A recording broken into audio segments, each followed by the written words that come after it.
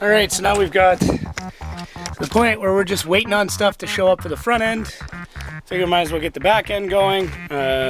Take the wheels off, drop the suspension out of that, and get ready for coilovers, which should hopefully be here this week, which would be nice. So we get them back in, and yeah, take those off. We should be off to the races. It's a cluster of fucks. How many fucks do you like in the cluster? All of them. I like the Grande clusterfuck. Grande or Adventure? I don't know. Probably has its own unit of measurement.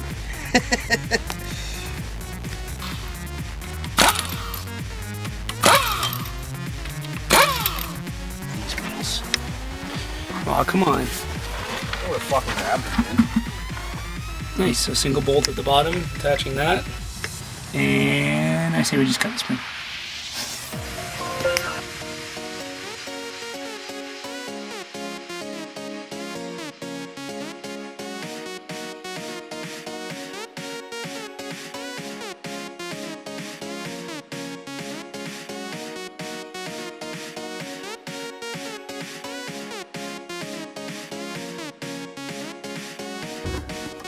That should just slide down now.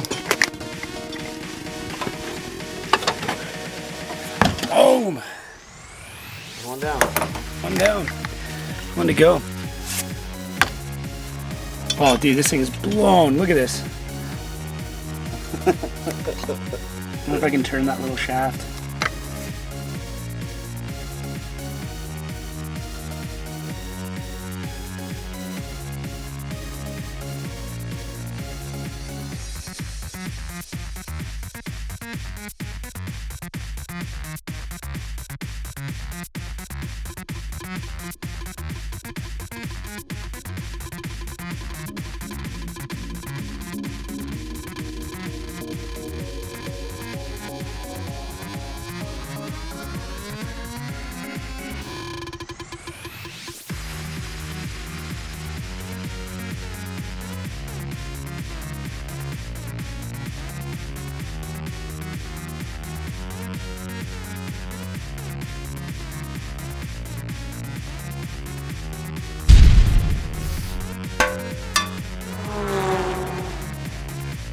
So I finally get a nice full day of working. Scott's going to be here as well, but I got some stuff started in the meantime. Just got all the intercooler piping kind of figured out. Going to build some brackets for the intercooler soon. It's actually a lot more centered than I remember, which is nice. On the downside of things, one of these threads got mangled. I think it might have been during fitting. That's our own fault for not taping that up and keeping that protected, but Scott's got a die that we're going to run over it. I borrowed a welder from Clayton because I need to weld up in here for where I cut off the EGR. I thought I was going to be able to get that bolt out. I started to get it out, and then halfway through it seized up. So now I've just got to weld a hole, or weld that hole up. I was debating trying to pinch it over first, like that way I'm only welding a line, but I'm not sure. I'm not even sure how well the weld's going to take in there. I'm going to have to throw some brake clean or something in it because it's just full of shit. But all I'm trying to do is just bung it up. Might be worth my time to throw a bolt or something in first, but I'll give it a shot and see how it goes.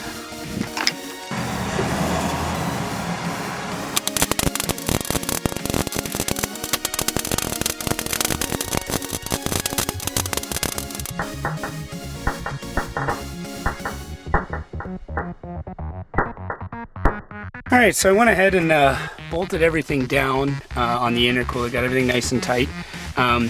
One trick that I did use is I put hairspray inside of the fittings. Now, I've heard back and forth whether or not this actually does anything, but you know what, I'm of the mindset there's nothing worse than when one of these tubes comes off, you know, mid-run or something like that, and you have to go back in, end a good session just because of a bad clamping job. That being said, a little bit of hairspray, it can't hurt. It's not gonna do any damage, so might as well do it. What I had to do here is because I ran out of T-bolts, and we're just gonna test this, is I just put the one T-bolt clamp over the coupler because I've got this like a little extension piece of piping in between the two. Same thing here, I'll get rid of this worm screw clamp and eventually it'll be T-bolt, T-bolt, T-bolt, but when I went to go buy them, they only had a certain amount left. So anyways, now everything's tight and I know where I want it to sit. Now we gotta mount the actual intercooler.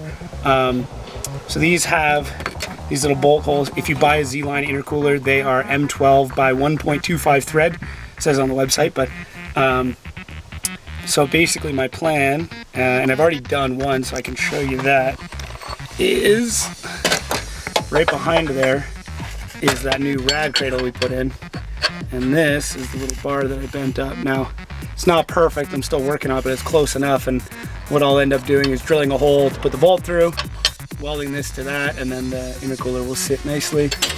This side actually has to come up a little bit. We've got some clearance issues, and then once all that's in, and I know it's in, I'll take everything out and I'll chop away all this old rusty pieces of rad cradle. I didn't know what in here, you know what I mean, was kind of, could come out, but it looks like a lot of it, and I don't want that shit flying off while I'm on the track. Nobody wants to see a big hunk of rust fly at them.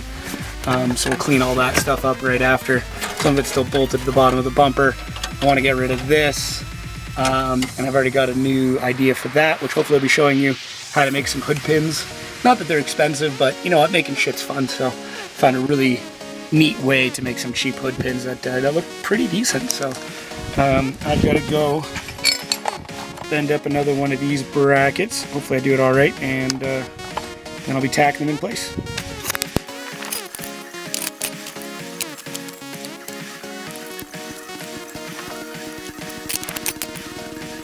Okay, so this is not perfect, but for what we're doing, we really need to be absolutely perfect, but you can see for the majority it lines up. There's a little bit of discrepancy there, just a touch in that bend, but by just doing it by hand and eye, you know what I mean, that's not too bad. The other thing too you got to remember is whenever you're doing, because I can only fit this on one side of my vise because it's just a tiny little vise, make sure to, so if you bend one side, come back, and what I usually do is I'll bend it back just a touch and then bend it forward again on the other side, and that way you kind of reduce the chances it's twisting. Probably still will twist a bit, but we'll take a look at that in a second. Let's see, she's cutting it clean there. Yeah. So straighten it up. Cool. Not the hugest deal. So like a threaded file. And obviously since we're dealing with pressurized oil, we want to make sure this is fine, so. Yeah, everything was going on fine, and then it was like, okay, time to tighten up, and it must have been crooked, but basically, what I learned today is if AN fittings don't go on finger tight all the way up to the collar, you've done something wrong. If you have to get a wrench before it's seated, there's a problem. So, live and learn. We all fuck up. And that's why you have friends with expensive tools. That's a really cool kit. Friends with expensive tools. Friends with expensive tools. That's so neat. Especially because it's like a nut, so you're not busting handles on a normal die set. Yeah. And the tap set, same thing. You can put it into a socket. This slip. Everything in this just feels wrong. Like I know it's fixing it, but it's like. You can see just how much I've fixed already. Let's see if it'll focus. Half an inch around there. Oh fuck, dude, that's crazy. Let's see this side. That side's pretty mangled, so we'll see what you do on that. All right, so Scott and I kind of decided the filter needs to live in the headlight since Scott's still working on my screw up. I'm gonna work on this because it's kind of a fun project. What I'm gonna do is essentially fill this entire area full of spray foam. You got some high density stuff, don't you? No idea. No idea? You got some kind of spray foam. So we're gonna put a bag over the filter and the pipe, spray it all down with lube, slide it into place, fill all of this with spray foam. Once it's set, hopefully pull the filter and the tube out, and then I'll get in there with some sandpaper, sand this flat, and then we've got like almost a ram intake kind of thing. Just stops moisture from getting in.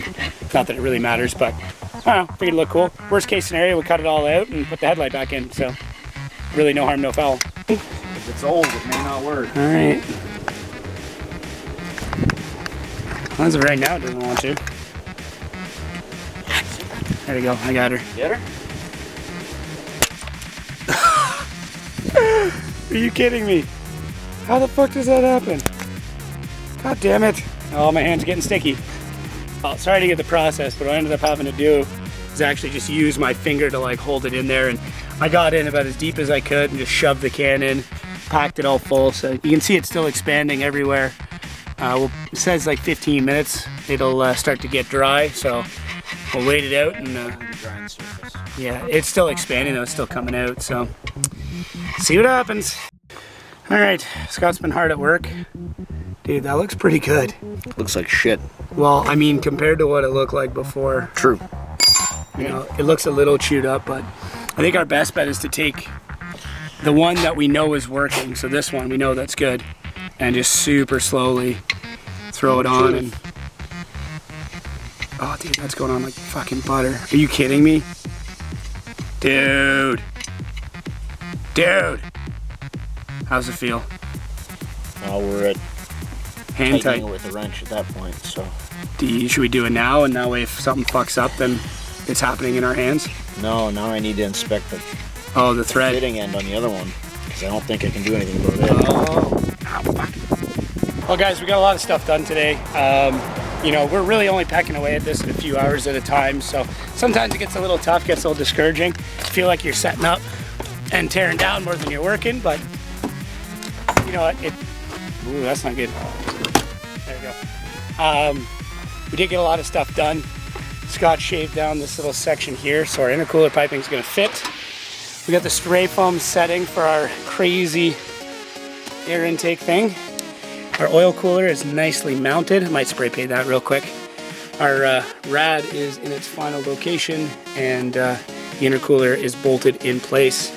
We also got it topped up full of water and oil. We haven't test fired it yet because I'm missing a couple of clamps, but it's really close. We're getting there. At this point, I'm just waiting on coilovers. I'm waiting on the knuckles and control arms to come back. So we're getting there. We're at this point of filming. We've got 2 weeks as of today until we're supposed to be drifting. It'll get done.